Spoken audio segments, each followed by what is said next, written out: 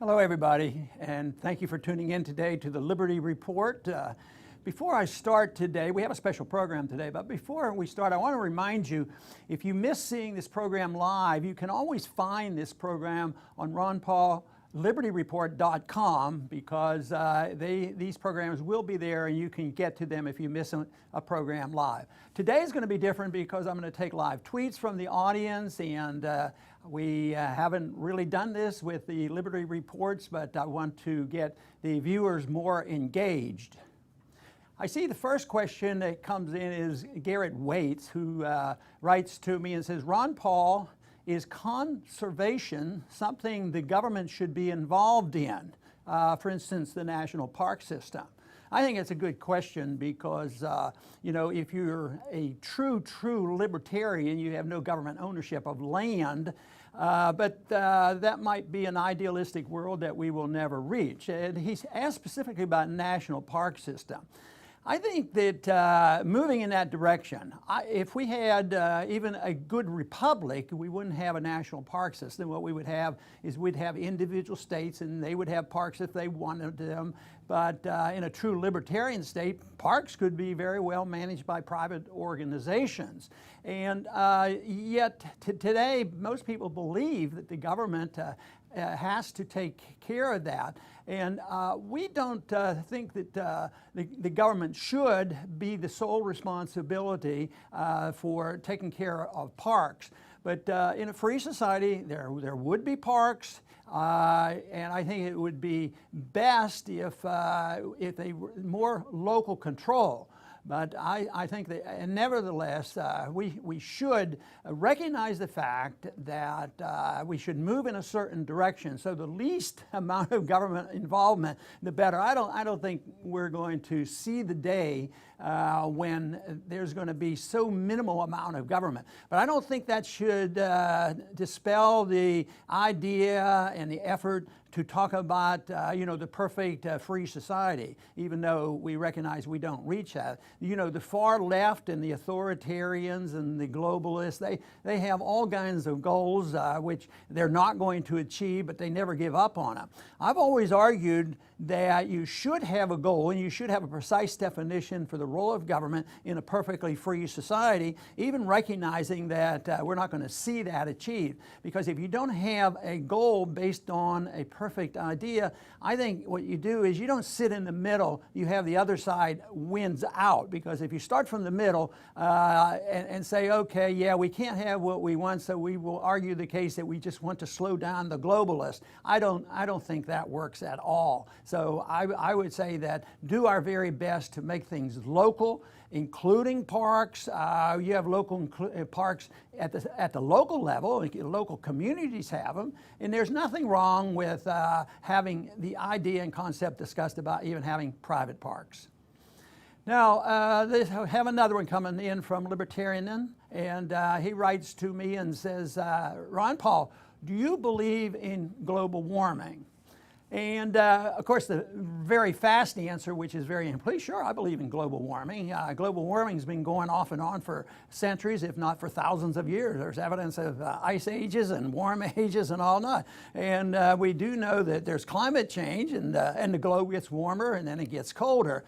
But I think what is implied is, do I believe in the fear-mongering of the radical environmentalists that are saying the end is coming, and Al Gore was right, and the whole world is going to be destroyed because of the modern age. And I don't think that's true. I think it's a lot of hype, a lot of fear-mongering. I think that there's a lot of false information out. For instance, if you look at the last 100 years, you find that some people will come up with statistics showing, oh yeah, the globe is getting warmer and warmer, and there's so many problems. But between 1910 and 1940, the average temperature went up 0.5 degrees centigrade between 1910 and 1940, in 30 years. From 1940 to 1970, it was essentially flat. From 1970 to the year 2000, it went up another 0.57 centigrade. And so you could say, well, the last 100 years, it's gone up gradually. what's happened in the last 15 years in this century, actually it's very static, it's flat. But there's a lot of deceitful information out there. I think there's a lot of hoax in it. I think that people are fudging the figures, and we do know that some of the scientists are on the defensive now because they have fudged the figures and they have not been upfront with us. So I think it's a political tool that a lot of people use to get control of property. And but I don't think we can say the globe has not warmed up. But it's interesting to see that, you know, in the middle part of the century when we were fighting World War II and dropping all these bombs and nuclear and atomic weapons, when there was a lot of CO2 in the atmosphere, the temperature was flat. So I don't think there's any relationship to CO2. You can go back thousands of years and find ice with huge amounts of CO2, and yet they lived in an ice age. Here's another question, another tweet from Very Sapiens.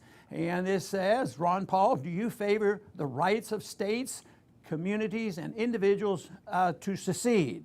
And we could get into discussion on whether states actually have rights, but I think the gist of this question is, do they have the authority and should they be able to? Yes, the answer is yes. I think the founders of this country believe that the states should be able to secede. They went together voluntarily. It's a voluntary contract, and they should leave. But of course, that principle was destroyed, you know, with the Civil War.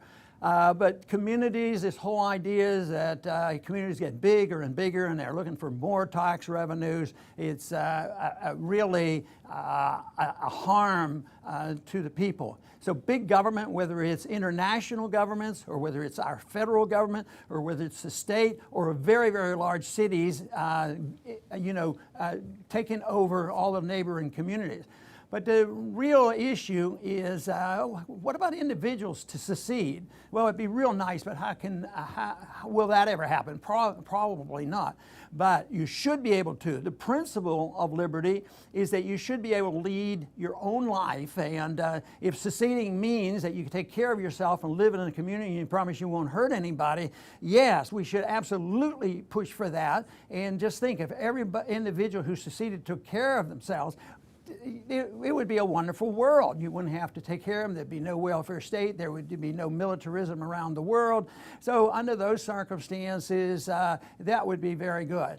Unfortunately, though, the authoritarians are in charge, and they're both conservatives and liberals, and they like to take control of the situation and not allow you to leave. But this is the most important thing right now. It's getting harder to leave even this country with your money if you don't think things are going well here, because they don't want you to expatriate or secede or even leave. And certainly under the most authoritarian system like in Russia, that was the case, and they build walls around individuals like that so they can't leave. I have another question here for Jesus Sanchez, and this is an interesting question. It says, Ron Paul, why we should or should not raise the minimum wage? Russia has one of the lowest, Australia one of the highest. Thank you, Mr. Paul. Well, I first look at this whole idea of the minimum wage as a freedom principle and freedom of association. And if you start with that and end with that, things work out very well in protecting liberty as well as protecting the economy. Forced control of wages by government never works. It seems to work on the short run. Even today, we're putting up with seeing what's happening to the minimum wage going from $7 up to $15, and there's already evidence of prices for consumer goods that the very people who are pushing for minimum wage are suffering the consequences because they pay more for their food. But the most important thing, it interferes with a voluntary contract. Let's say one individual comes and he knows he's a marginal worker and needs to learn the job, and he's willing to go to work for $8 an hour. He says, yeah, I'll go on and put me on and I'll learn this and I'll work my way up. And the government says no to the businessman, you can't do that, you have to pay him $15. Well, that's a prohibition against a voluntary employment situation. That is the basic flaw in it. But then when you get into the economics, no matter what they tell you about minimum wages never hurt employment, No, the evidence is out there that it really does, and I think these recent raising of the minimum wage are going to be very detrimental to our economy. Wages are going to go up, and the purchasing power of the dollar will not follow, and that will be a problem. It's going to be an added burden on the economy and help drive this economy down once again. I have another tweet here from Art Vandelay, and a good question on foreign policy. Why are civilian targets in Yemen being bombed by Saudi Arabia with the backing of the UK and America? Darn good question, and I think it's wrong. They shouldn't be doing it, but the question is why? Why are we doing it? Why do we support it? Why does Saudi Arabia? Well, Saudi Arabia might want to do it because they fear a rebellion in Saudi Arabia because they have been overly friendly with us, and we protect their oil, and we're a close ally, and we violate some of their beliefs by putting troops on their land. So Yemen has not benefited quite as much, and there's a rebellion there which actually threatens Saudi Arabia. But the big question that we as Americans should be answering, why are we supporting that? We can see this as being, a border war going on, and yet here we are supporting it. So Saudi Arabia couldn't bomb anybody if we weren't providing the weaponry for them to fight.